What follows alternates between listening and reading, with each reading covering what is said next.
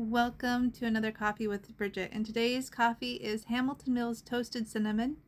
And it tastes a lot like a cinnamon dulce latte.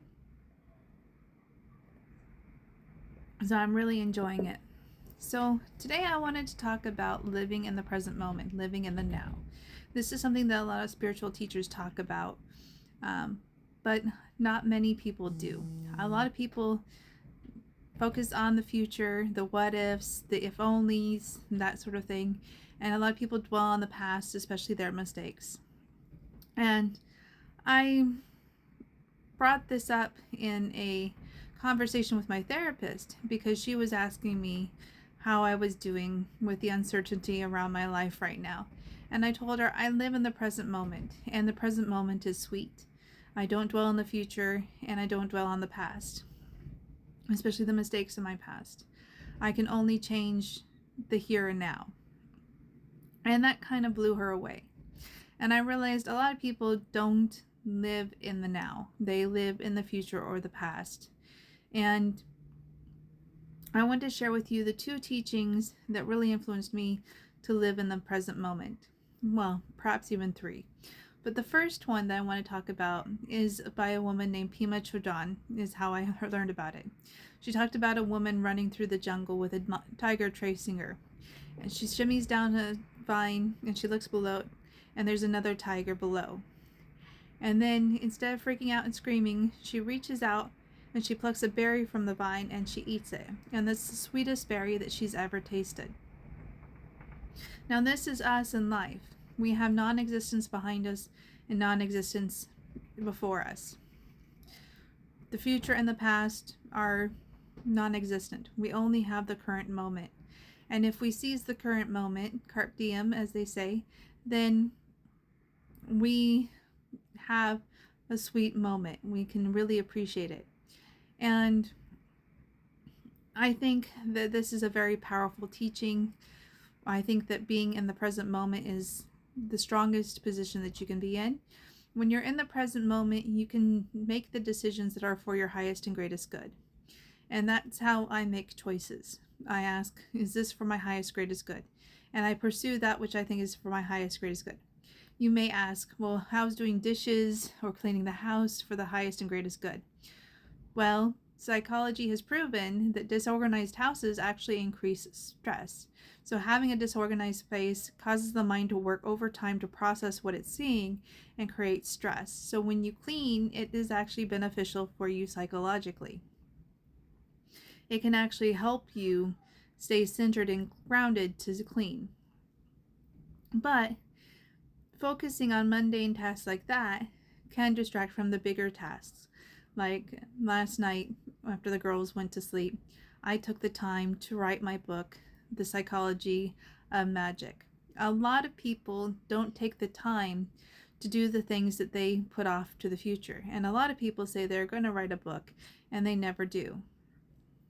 It does take a bit of discipline to sit down and write a book, but carpe diem, seize the moment.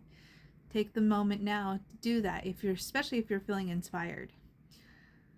So that is one teaching that has taught me and really helped me connect with the idea of living in the moment, because the moment is sweet. It is a sweet moment. The next teaching that I want to share, I learned from Colette Baron Reed when I was reading her books. Now she's a former addict, and this is from AA, and it's called the Serenity Prayer. I wrote it down because I always get it a little bit wrong, and I apologize for the noise. It's windy where I live. It says, God grant me the serenity to accept the things I cannot change, courage to change the things I can, and the wisdom to know the difference. So you cannot change the past. You can't go into the past and change it, nor can you control the future. So the wisdom is really in this current moment, in this now moment, in applying what you can change. And you can change only what exists in this moment. So each moment is an opportunity to do something that is for the highest and greatest good that you can do. And that opportunity exists now. Not tomorrow, not yesterday, now. And that is a powerful realization when it really hits you. I live by it, and it's a reality for me. I pursue the things that I think are the highest and greatest good of me for me now. Taking the time out to do coffee with Bridget, I think, is a great way to build community. It's a way to teach others. Again, I have reached a place of peace where I bounce back from shocks and setbacks fairly easily because of the state of mind that I'm in, that I've cultivated. And I say your mind is like a garden. What you plant in it grows. What you focus upon grows. So living in this moment actually grows the moment. It makes it bigger. It makes it more spacious.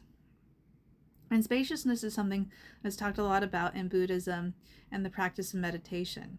And meditation is one of the big factors in being present and being in the now.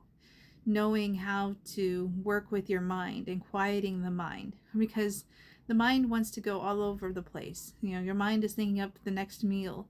Your mind is thinking up tomorrow. Your mind is going back into the past and trying to make sense of things that happened. But when you quiet your mind and you have a focus on now, in this moment, when you can ground yourself, whether it's with holding a cup of coffee or holding a palm stone in your hand, that touch, that texture helps ground you in the moment and brings you back to the present experience. Using crystals in particular has helped me, like palm stones, has helped me really ground into the moment. It's a reassuring tool that you can touch and feel and ground into the moment. So that is a tool that I do recommend to people who are trying to live in the now. But the key thing is letting go of the future and letting go of the past. Once again, in the Pema Chodron story of the woman in the jungle, the past was non-existent and the future was non-existent. So you could see it as life before birth and life after existence, but the future does not exist yet. It is yet to be written. It's a blank slate. It's like a white piece of paper. We don't know what's going to fill it. And the past is like a book that you've sat down and you closed the pages of it. That's how I see those two opposites. So a powerful technique if you are stuck in the past or the future is stream of conscious writing. And that is basically you can sit down and write on a piece of paper everything that you want in the future. In a way, it sets the intention. And you can evaluate that if you want is a potential good or bad thing. So what I mean by that is sometimes we project a future that's fear-based. And it takes a bit of shadow work to work with that fear-based projection that we have of the future. We can sit and dwell and create a future that is not of the highest and greatest good for us. We can create in our mind all kinds of ideas and fantasies about the future that are not beneficial. And being present and working on bringing in present in the moment does require a bit of shadow work.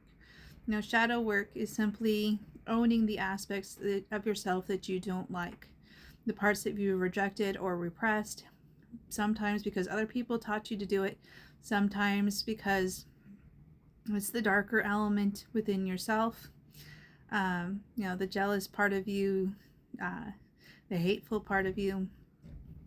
And accepting those and working through those will help you be in the present, in the now. But I shared with you my two stories that I really wanted to share, my two concepts that have helped me ground into the present moment. And I hope that this has helped you. Once again, thank you for reaching the end of this video. If you watched this far, you are worth your weight in gold. And take care and have a wonderful day. Bye for now.